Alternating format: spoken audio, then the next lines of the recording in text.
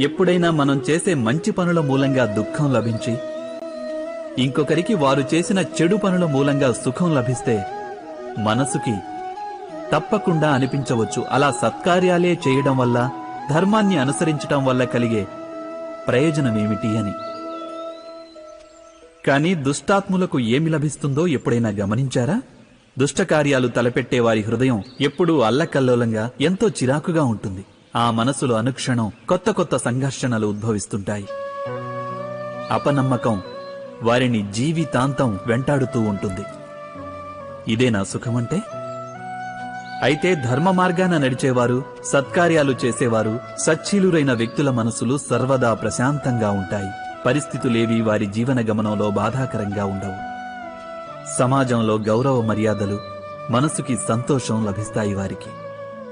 అనగా సత్ప్రవర్తన అన్నది భవిష్యత్తులో లభించే సుఖాలకు మార్గం కాదు. సుఖానికి నిర్వచనమే సత్ప్రవర్తన. అదేవిధంగా దుష్ప్రవర్తన అన్నది భవిష్యత్తులో ఎదురయ్యే దుఃఖాలకు మార్గం కాదు.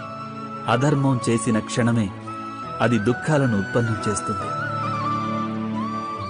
ధర్మం ఆచరిస్తే సుఖం రాదు. ధర్మానికి మరో పేరే సుఖం.